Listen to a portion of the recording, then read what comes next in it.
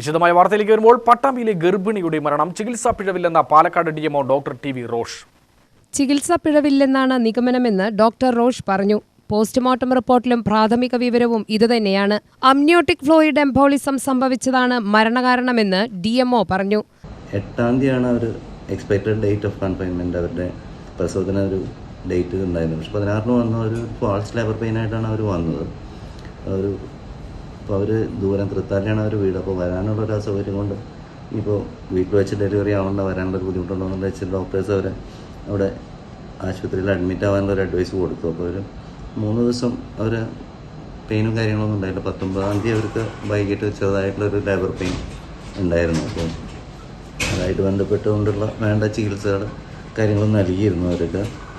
20-ാം തീയതി അവർക്കൊരു രാവിലെ 5 മണിയോടുകൂടെ പെയിൻ കാര്യക്ഷമമായിട്ട് പെയിൻ വരികയും അവർക്ക് ഡ്രിപ്പ് പിറ്റോസിൻ ഇഞ്ചക്ഷൻ ഡ്രിപ്പിലിട്ട് കൊടുക്കുക സ്റ്റാർട്ട് ചെയ്യുകയും ചെയ്തു. അപ്പോൾ ഏകദേശം 2 പ്രാവശ്യം അവർ ഉള്ളിൽ വെച്ച സമയത്ത് പ്രസവത്തിലേക്കുള്ള ഒരു പ്രോഗ്രസ് ഉണ്ടായിരുന്നു. സർവീസ് ഒരു 75% വരെ ഫേസ്ഡായി, ഡയലേറ്റഡ് ആയിരുന്നു, സർവീസ് ഡയലേറ്റഡ് ആയിരുന്നു.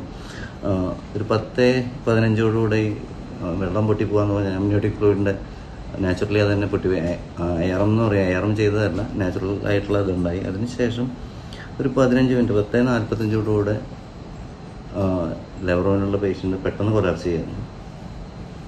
വേറൊരു കാരണങ്ങളൊന്നും നമുക്കതിൽ കണ്ടുപിടിക്കാനായിട്ട് പറ്റിയില്ല. അപ്പോൾ അവർ കൊലാപ്സ് ചെയ്തു. അപ്പോൾ തന്നെ നമ്മൾ അനസ്തെറ്റിസ്റ്റ് ഉണ്ടായിരുന്നു, അവരെ വിളിച്ചു, CPR കൊടുത്തു, ഇൻറ്റുബേറ്റ് ചെയ്തു. ഇൻറ്റുബേറ്റ് ചെയ്തപ്പോൾ അവർ ബ്ലഡിലുള്ള നല്ലോണം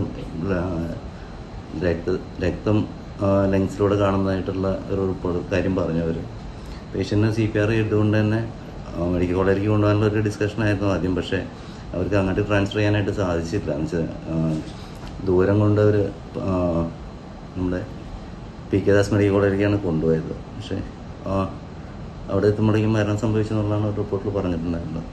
ഇത്രയും സഡനായിട്ടുള്ളൊരു ഡെത്ത് വരുന്നുണ്ടെന്ന് വെച്ച് കഴിഞ്ഞാൽ ഈ അമ്നിയോട്ടിക് ഫ്ലൂയിഡ് ബ്ലഡിലൂടെ പോയിട്ട് ശ്വാസകോശത്തിലെ രക്തക്കുഴലുകൾ അടഞ്ഞ് ഉണ്ടാകുന്ന ഒരു മാസീവായിട്ടുള്ള ഒരു എംബോളിസം ഉണ്ടായി കഴിഞ്ഞ് കഴിഞ്ഞാൽ ഉണ്ടാകുന്ന ഒരു ഡെത്ത് അല്ല. അത് വേറൊരു പ്രോപ്പർ റീസൺ നമുക്കതിന് പോയിന്റ് ഔട്ട് ചെയ്യാനായിട്ട് കാണുന്നില്ല.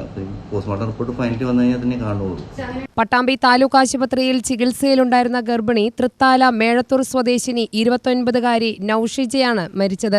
ഫെബ്രുവരി 16-നാണ് 9 മാസം ഗർഭിണിയായ നൌഷിജയെ പട്ടാമ്പി താലൂക്ക് ആശുപത്രിയിൽ പ്രവേശിപ്പിച്ചത്.